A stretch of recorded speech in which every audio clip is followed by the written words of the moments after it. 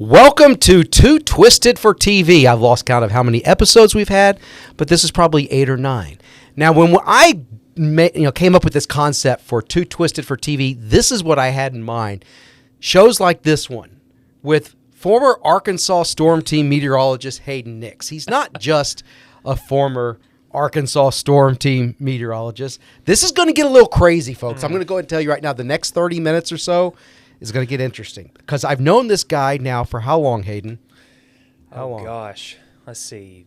13 years? 13 years? Mm-hmm. I thought it was longer than that, to be honest with you. Maybe longer than that. There are a lot of questions I want to ask Hayden because you may remember him on air here at KARK and Fox 16. And so he has a different perspective of television viewing and severe weather coverage now that he's on the other side of the TV. But I can't remember. We're going to get to that too and what he's doing nowadays. But how did we first meet? I can't remember the circumstances. I know you wanted an internship at my former television station. Yeah. So how did you reach out to me? So I think what I was looking for, because everybody when I was going to college at Mississippi State, they were starting their internships. I was like, well, I need to get one. Yeah. And so I started thinking about who I wanted to intern with. And, of course, we all know Todd Yakoubian is the Arkansas meteorologist for the state. But what was your email address, Hayden? What was your email? You have to reveal it? Yes, because you were so, I don't know what's the word, embarrassed by your email address. Okay, so look at it. There's the picture. Yeah. Okay, that's a very young Todd and Hayden right there. Yes, it is. That was 13 years ago? Yes. Wow.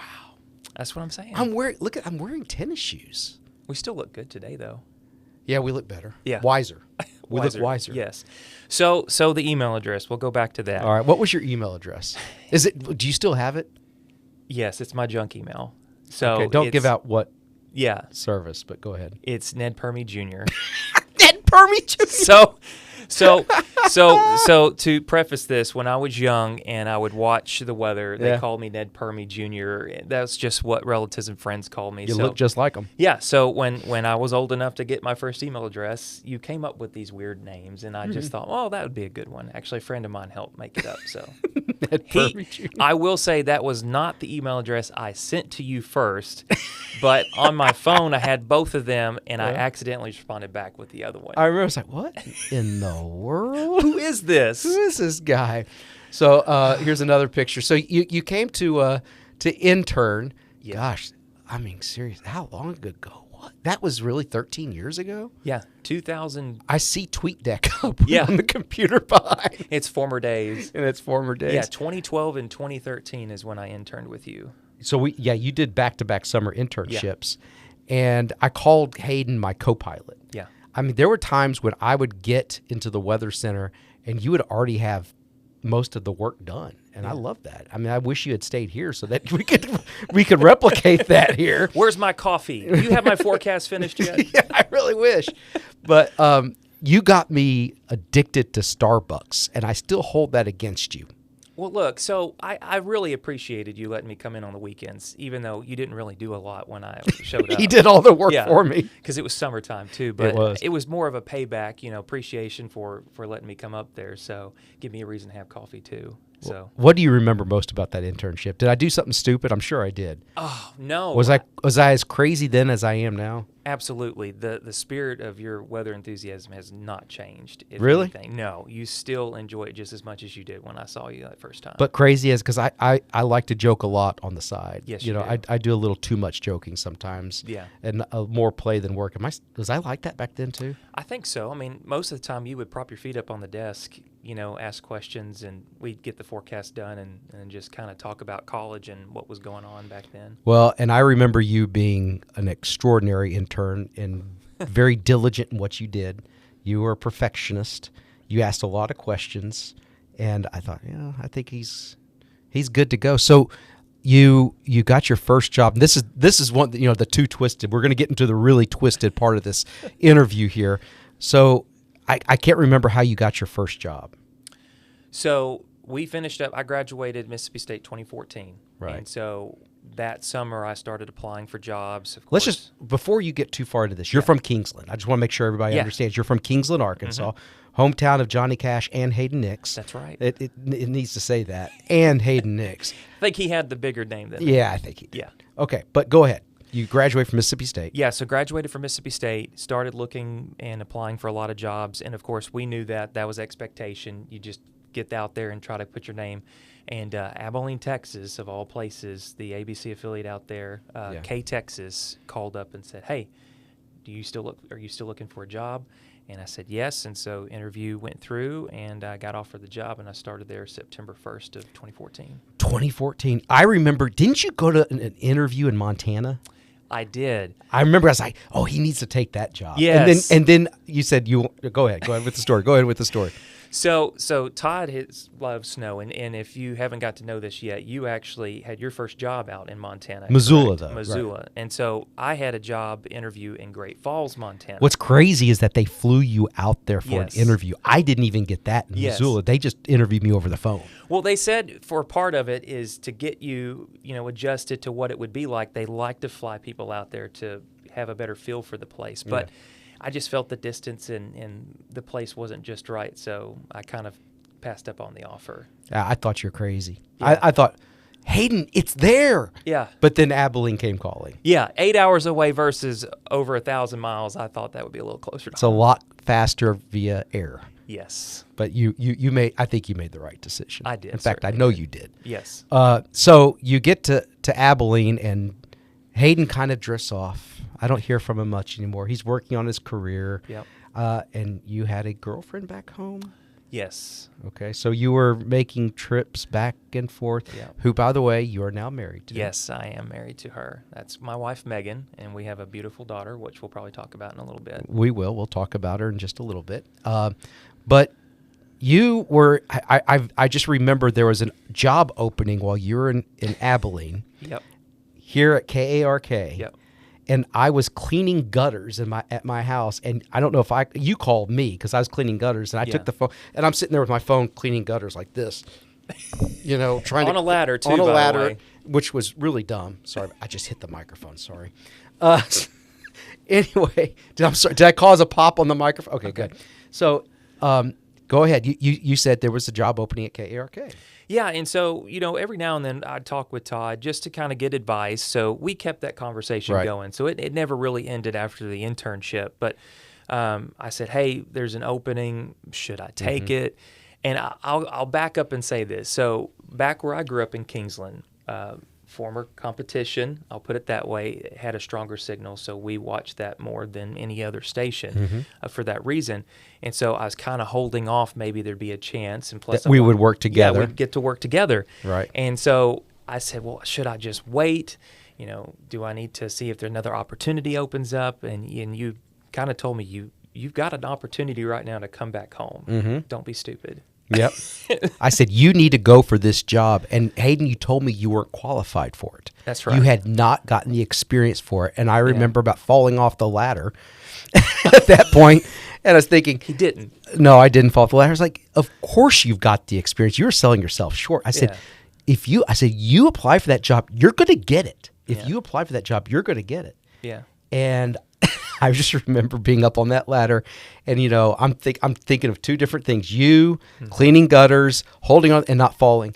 And I just said spontaneously, I'm not kidding you. I said, I bet you, was it 1,000? Yep. I bet you 1,000 sporks. Yep. You get that job. I don't know why I said that, but 1,000 sporks. Yeah, off the cuff. Just off the cuff. So a couple of weeks pass by, and I don't hear anything from you. And it was a Sunday, and I didn't know that FedEx delivered on Sundays back then. Yeah. But doorbell rings, and there's a box. This isn't the box. This isn't the box. This is a box. But let me show you what arrived. There were... Oh, loved it. 1,000 sporks. Are these the same ones? No, I hope not. There were 1,000 sporks in a box, and I looked at it and I said, "He got the job." That's right. I thought it'd be a great way for you to find out. I got a great deal on those, by the way. Heck of a deal. You want them back? No. I've got plenty. Okay. So there's 1,000 sporks. Yep. Go ahead. 1,000 sporks. I said, I wasn't sure if I wanted it or if I could get it, because at that point I had only been in television 2.5, almost 3 years. And at that point, with Little Rock being a bigger market, it was kind of the way the business, about 5 years or so is how long you had to work before you got here. Right. But boy, the business has changed a lot. Yeah, it has. And so they called me up and said, hey, can you start? And I said, absolutely. And so I got on the website, ordered those sporks, and sent them to your house. So Hayden comes back to Little Rock, I remember, and you had an apartment not too far away from my house. You helped us look at that apartment, by the way. Did I do that? Yeah, we couldn't make it over there. That's right. You had to go take pictures of the apartment. I took pictures of it and said, okay, I remember that. And then when you would go out of town, I took care of your cat a couple of times, didn't I? One time and never again. One time and never again. Why? Well, you had a few sporks to spare. So we got back from our trip. Of course, our place is littered with competition memorabilia. Magnets on the refrigerator. Yeah, and also I had sporks all over. But it's not just on the floor. You hid them in places, in the drawers, on the ceiling fan. On the ceiling fan. So when you turn the ceiling fan on, they'd fall off. Which we didn't find until we turned it on a few months after the fact. And I promise you, not 2 months ago, I found some sporks in the back of my car. 8 years later, I am still finding them to this day. So I don't know where they're coming from. Yeah, well, I took the opportunity to unload all this 1,000 sporks that I had and put them in your apartment. Yeah. I just remember I just found every place I could put them. Yeah. The cat was okay. I was worried. Yeah, I hope the cat doesn't get into it. Yeah. Okay. Cat never got hurt. Okay. So anyway, am I missing any? Okay. No. There's even more to this story. Yeah. So you leave to pursue a new. You wanted to get closer to family. Yep. You were ready to get out of the business. Yep. And tell us what you're doing. So I work in Fordyce at a hardware store that just celebrated 100 years, Holt Builder Supply. No family relationship to them, but I've known the family my whole life just about. And so I'm down there to help move the business forward. And 100 years. 100 years. That's amazing. Yeah, and we had a big celebration this summer, and it was really great to see that, and got the state to help recognize the business. Right. So I thought that was really neat. But, it was leaving. I was kind of sad about it because weather is still a big passion, and I do enjoy looking at it. But I want to reflect back a little bit on your time. Yeah. I think we have some pictures here at KARK. Oh. You had a lot of memorable moments in television. I did. And we're going to Ryan's going to pull up the pictures here in just a second. But what stands out about your time here at KARK? Gosh, I really loved working with the people, Bob, Laura, just to name a few, Kevin and Donna and our weekend crew. There you are. And getting to do stuff like this.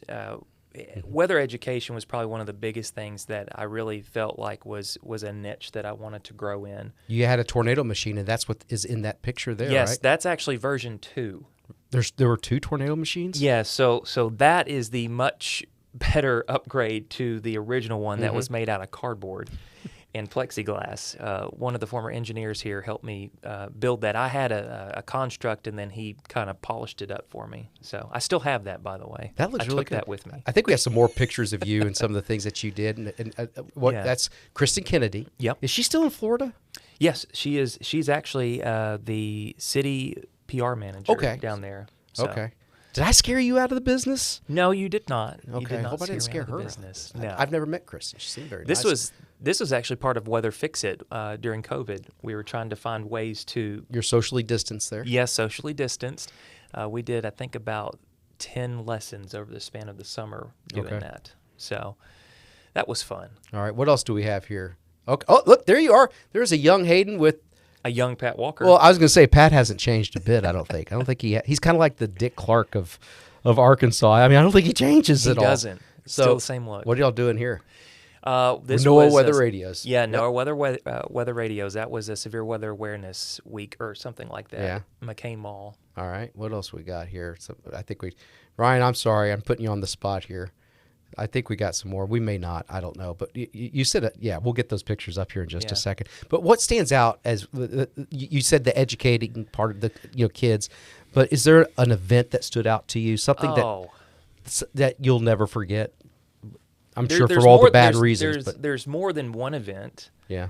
The Arkansas River flooding of 2019. Okay, that was 6 years ago. I remember that. That was historic. Slow motion disaster was a phrase that we used quite a lot. We covered that over a week. But I remember being the first local television newscast that morning to show on the air the levee breach.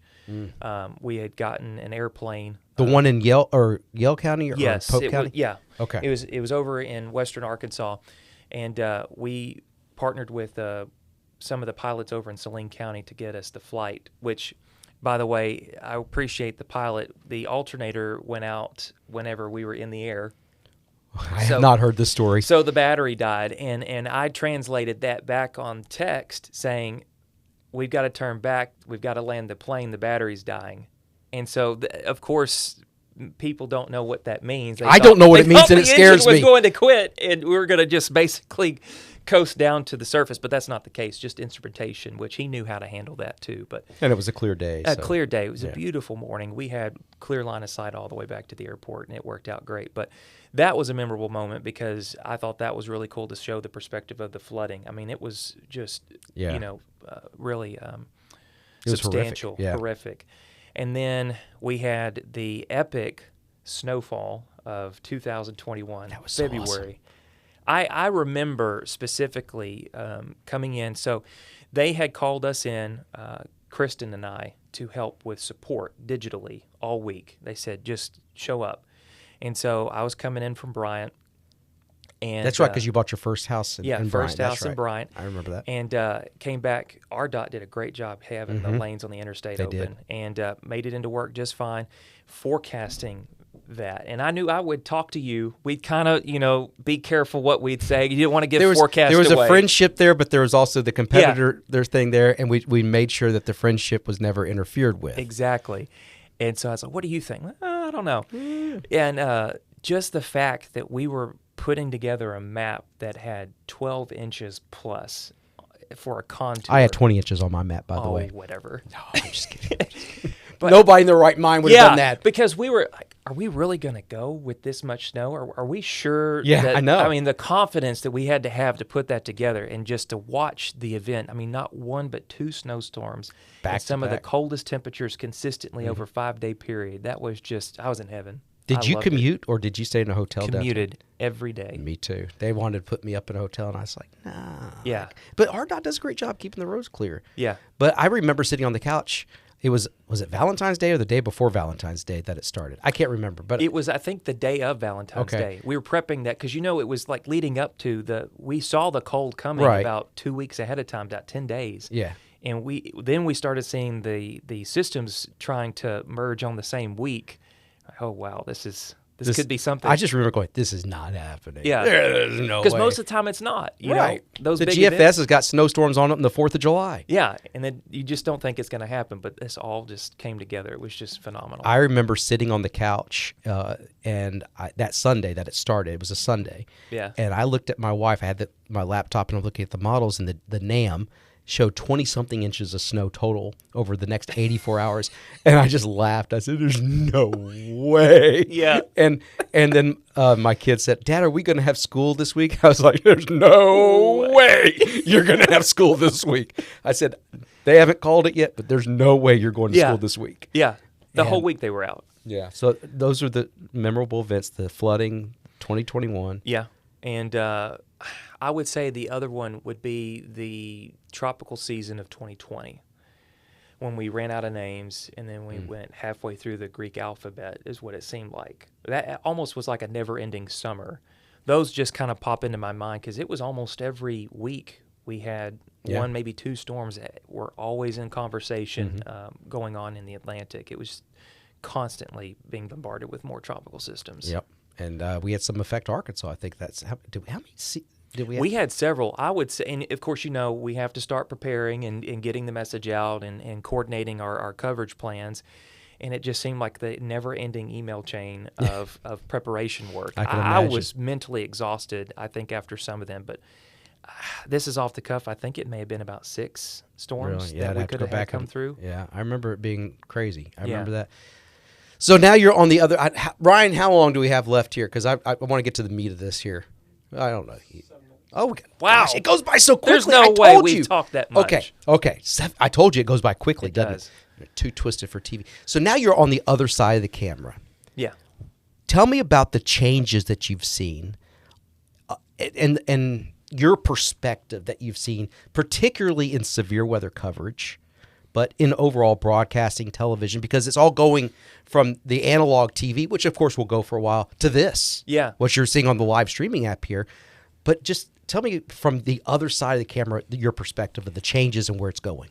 Well, I think in my age group, I mean, we don't watch legacy television like we used to. Right. I get most of my content from social media with people that I know and trust, like Todd, for example. I get most of my information that way or following the apps. And that's the way of the future to me. That's where everybody's going to be digesting a lot of that content. So Twisted for TV is one of those avenues where people can get into it. And so, I look at it from stepping out and going into that department. It's just different altogether, and you've got to adapt to it. You can't just remain that analog or legacy, like we call it, on these TV stations here for that to continue on.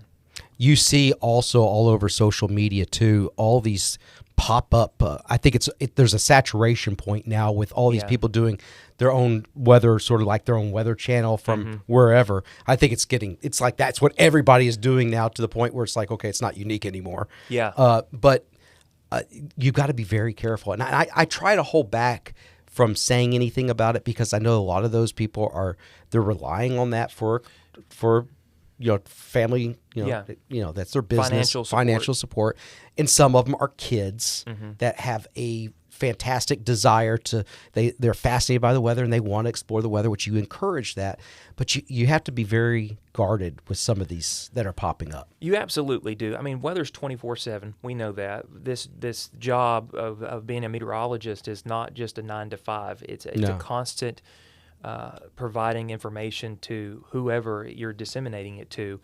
And so people saw that as a way to catch on, to get eyeballs, and to move forward on social media.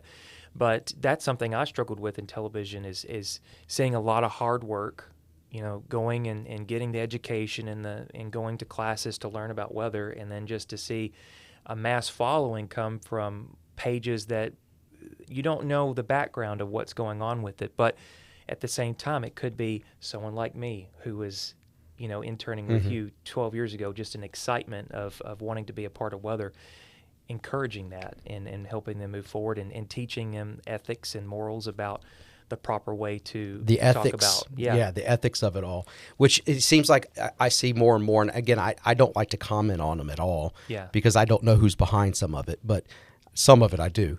But big red words that red alarm. Like, I mean, I'll full disclosure, I'll do it when I think there's something very big coming up. But I hold back a lot on that. I mean, I think that big snow, 3 feet of snow in Miami, Florida, and I'm like, whatever. And it's got like a gazillion shares on it. I'm like, do people really think that that's going to happen? I mean, it gets a little frustrating sometimes, but you got to keep blinders on. You do, and just teaching people, like I said, education is trying to show people who to follow and how to find the ones that can strike a good balance with that, being alertive but also not, being sensational. Not every storm is a historic one. Exactly. Not a lot of these are just typical storms. Historic, breaking, unprecidented. Unprecedented, yes. That is all washed out so much. What TV meteorologists aren't telling you. Exactly. They'll use things like that, and I was like, really? I wouldn't. What am I trying to keep from people? I have nothing to hide. There's nothing with my to forecast, because I want to be right. Exactly. So I like I said, I try not to go into that territory, but you see it from a different angle too, because you're still active though on social media. Oh yeah, I never stopped the page. I'm not as active as I normally would have been with having weather as my full-time job, but I still post it. I've got, I think, somewhere around 20,000 or more followers that I still want to try to keep up with and make sure they know that what's going on. And I've taken the approach of no nonsense. I'm going to post when it's necessary, not when there's just nothing, just to come up with. So when we had that severe weather, I can't remember which episode it was. It was March, the Pi Day, or if it was in April, but you were nice enough to lend us your camera from the shop. Yeah. And let us put that on the air because you had a tornado warning over there in the Fordyce area at one point. I can't remember if it was March or if it was April, but the severe weather season this year was it's a blur. It's a blur with how many confirmed tornadoes so far? I think we're up to 60. 60. Yeah. Yeah, there was that warning just west of Fordyce in Dallas County, and of course we know that's in the woods. I would put it that way. There's not very many cameras, so I checked with the boss. He was fine with it. I just sent them a link. I said, "Hey, if you need a feed in Fordyce, I've got you one." And we appreciate that. That was great. That was awesome to get that. I still follow you guys, even though I'm not in television. So what's next for Hayden Nix? I mean, you've got a little girl. Yeah. She's 4.5. 4.5 years old. A latitude. Oh, I can imagine. I love every bit of it. What does she want to be when she grows up? Have you asked her that? I don't know yet. Right now, we're talking about all the things I think that we she got a wants picture for of Christmas. So her name's Lydia. Yes. There she is right there. So this was 4.5 years ago? 4.5 years ago. Yeah. I didn't think about sending a current picture, but that's when I became a dad, and I've loved every minute of it. Yeah. So, but yeah, there's a lot coming our way here over the next few years, and that can be another conversation to have on Too Twisted for TV. What, has this been Too Twisted?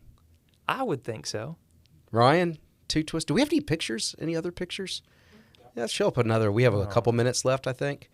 So it hasn't been that bad, has it? I mean, the sporks was a little crazy. Tell us what we're looking at here. Oh, wait. Obviously, the fact that you're the tallest guy there. So, yeah, the picture he just showed, yeah. that was actually my very last talk. Your last school visit. My last school visit. That was the FBLA group at the UAM. Okay. So I talked to them, and like I said, I loved teaching and educating. I started off with a tornado in a bottle, and I ended up with a trunk of stuff that I would take to these school visits. I went and did the full works, got the dry ice. I went to town on all There's that. The dry ice. There's one right there. That was you went all out for those trunks. I wanted to be the meteorologist that teachers would call up and say, "Hey, I want you to come." And I'll say I was even sad at the point. So I was booked almost every week going into spring of 2020. Mm-hmm. And I couldn't do a single one of them because of COVID. Yeah. And so that's where WeatherFix lessons came in. And also, I don't know if you have a picture of the Museum of Discovery up there. I think he might have there's one. more of your dry ice. Well, you have a huge audience there. Oh, yeah. Pull it up if we're not running out of time, because I don't know how much time I kept Kroger in business with the dry ice purchases. I would tell them they sold it. Yeah, I did. Well, it's actually hard to find, believe it or not, but I found it. But I used Museum for Discovery. At Home Discovery was the theme that we used. I did more than 70 lessons with the Museum Discovery after we did the education. Okay. Well, we lost the chance to do the school visits.